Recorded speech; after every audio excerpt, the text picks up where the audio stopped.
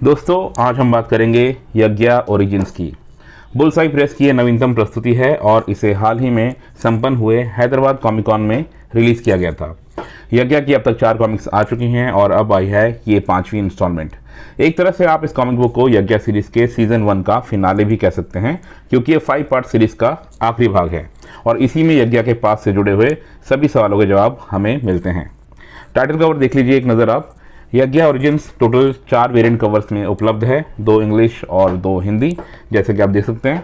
मैंने ये English variant लिया है और इसका जो कवर आर्ट है, अगर आपको हीमैन की याद दिला रहा है तो बिल्कुल सही लग रहा है आपको, बिकॉज ये कवर आर्ट एक होमेज है हीमैन के उस पॉपुलर पोज की जो वो कासल ग्रेस्कुल के सामने बनाता है। क्रिएटिव टीम मेंबर्स के बारे में बात करूं दोस्तों, तो सबका नाम यहाँ पे लेना शायद पॉसिबल नहीं होगा, इसलिए मैं आपको कुछ झलकियाँ दिखा देता हूँ उन टीम मेंबर्स की। फर्स्ट पार्ट नितिन मिश्रा ने लिखा था और उसका आर्टवर्क किया था सुशांत पांडा और जोहेब मोमिन ने। सेकंड पार्ट था वो भी नितिन मिश्रा द्वारा लिखा गया था और यहाँ पर जोहेब मोमिन ने अपनी कलाकारी का जलवा कायम रखा है। थर्ड पार्ट था, यहाँ से शुरुआत होती है एक नए राइटर की जिन्होंने ये पूरी कहानी का कार्यभार संभाला। उनका नाम है सुदीप मेनन और यहाँ से गियाडा बेल्विसो नाम के एक नए आर्टिस्ट का भी उदय होता है जिन्होंने थर्ड और फोर्थ पार्ट में अपना आर्टवर्क दिया।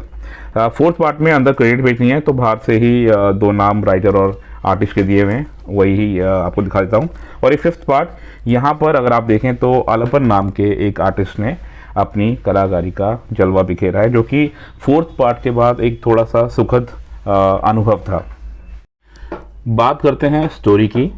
5 इश्यूज़ वाली इस कहानी की शुरुआत हुई थी गोवा में रहने वाली एक कॉमिक बुक राइटर और आर्टिस्ट प्रज्ञा पराशर के साथ। इस लड़की का सपना वही है जो मेरे जैसे मिलेनियल्स आज भी खुली आंखों से देखते हैं, इंडियन कॉमिक्स का स्वर्णिम काल वापस लाना। स्वर्णिम काल बोले तो 90s का दशक, जब कॉमिक्स में बच्चों और टीनेजर्स की रुचि अपनी चरम पर थी। बट जिस तरह हम हकीकत से वाकिफ़ हैं, उसी तरह से प्रज्ञा का सामना भी इस कड़वी सच्चाई से जल्दी ही हो जाता है कि unlike the 90s, comic publishing अब एक प्रॉफिटेबल बिजनेस नहीं रहा। As a professional creative life में स्ट्रगल करती प्रज्ञा के साथ एक दिन अचानक से एक ऐसा वाक़या होता है जिससे उसकी ज़िंदगी एक नया मोड़ लेती है। उस एपिसोड के बाद से ही उसे सपने में यज्ञ नाम की एक डीमन गॉडेस अर्थात असुर देवी दिखाई पड़ने लगती है, जो कि इविल एलिमेंट से लड़ती भिड़ती है। सपने में आई यज्ञ की दिलेरियों से प्रेरित होकर प्रज्ञा अपनी नई कॉमिक्स लिखना शुरू करती है। गोवा में ड्रग कार्टेल्स और पुलिस की मुठभेड़ से शुरू हुई कहानी में कब सुपरनैचुरल एलिमेंट्स की एंट्री हो जाती है पता ही नहीं चलता है, और फिर ये सब वाकया एक रोमांचक मोड़ ले लेता है जो इस सीरीज़ की अंतिम कड़ी यज्ञ ओरिजिन्स तक चलता है। पहली 4 कहानियों में शुरुआती 3 बढ़िया थी, चौथी ने थोड़ा डिसअपॉइंट किया, बट इस 5वीं और आखिरी किस्त ने सिचुएशन संभाल ली। प्रज्ञा और यज्ञ के पास्ट को जानने और समझने का अवसर हमें ये 5वीं कॉमिक्स ही देती है। इस कॉमिक सीरीज़ के राइटर नितिन मिश्रा और सुदीप मेनन को धन्यवाद। ये एक अच्छी कहानी है और भविष्य में इस फीमेल कैरेक्टर के एक्सपेंशन के लिए कई रास्ते खोल देती है। स्पेशल मेंशन मैं यहाँ पे सुदीप मेनन जी का करना चाहूँगा, क्योंकि उन्होंने लेखन का काम तब संभाला जब ऑलरेडी नितिन मिश्रा जी पहले 2 पार्ट्स लिख चुके थे।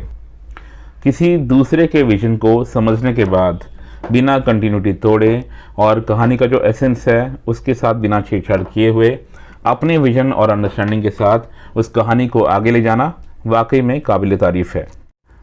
आर्टवर्क की बात करूंगा दोस्तों, तो सुशांत पांडा ने पहले इशू में और जोहेब मोमिन ने शुरुआती 2 इशूज़ में बढ़िया काम किया था, उनका आर्टवर्क काफ़ी अच्छा रहा था। तीसरे और चौथे इशूज़ का आर्टवर्क एक नए आर्टिस्ट गियाडा बेल्विसो ने किया था। जहां मुझे उनका काम तीसरी कॉमिक बुक में अच्छा लगा, वहीं चौथी में स्टोरी की ही तरह थोड़ा सा औसत लगा। लेकिन इस 5वें और आखिरी इशू में अलपन नाम के आर्टिस्ट ने अच्छा काम किया है। अब यहाँ मैं आपको बताना चाहता हूँ दोस्तों कि मेरा आर्टवर्क को देखने का जो नज़रिया है वो कुछ ऐसा है कि अगर कैरेक्टर्स को थोड़ा एक्सेंट्रिक वे में भी ड्रॉ किया गया है, लेकिन वो सीन की रिक्वायरमेंट और मूड के हिसाब से फिट बैठ रहा है, तो मुझे वो आर्टवर्क बढ़िया लगता है, भले ही फिर उसमें डिटेलिंग हो चाहे ना हो। मैं आपको यहाँ पे कुछ झलकियाँ तो दिखा ही रहा हूँ 5वीं इंस्टॉलमेंट की। काफ़ी अच्छा आर्टवर्क लगा, काफ़ी एक्शन सीक्वेंसेस की भरमार है इस कॉमिक बुक में। तो यज्ञ अपनी फुल फॉर्म में आपको यहाँ पे नज़र आएगी। जो रिफ्लेक्सेस हैं बॉडी के, जो पर्सपेक्टिव्स हैं कैरेक्टर्स के, वो यहाँ पे आपको बहुत अच्छे से देखने को मिलेंगे। कुल मिला के ये जो पूरी पेशकश है 5 कॉमिक बुक की, इसमें आर्टवर्क के लिहाज से भी ये एक अच्छी ऑफरिंग है। सो लेडीज़ एंड जेंटलमैन, अब समय हो चला है वर्डिक्ट का। दोस्तों, ये सीरीज़ एक अच्छी कोशिश रही है। मैं तारीफ़ करना चाहूँगा बुलसाई प्रेस की, जिनका ये कॉन्शियस डिसीजन रहा है शुरुआत से ही कि वो सुपर हीरोइंस पर आधारित कॉमिक्स ज़्यादा से ज़्यादा बनाएं। वो दशकों से चली आ रही एक हवा को थोड़ा बदलने की कोशिश कर रहे हैं, जो कि अपने आप में काबिल तारीफ़ है। ये एक अच्छा एफर्ट है। आधिरा मोही और यज्ञा इस बात का सबूत हैं, जिन पर अब तक लगभग 10 कॉमिक बुक्स ये लोग निकाल चुके हैं। क्वालिटी के मामले में भी नए पब्लिशिंग हाउसेस में से जो मेरे फेवरेट्स हैं, ये क्लियरली उनमें से एक हैं।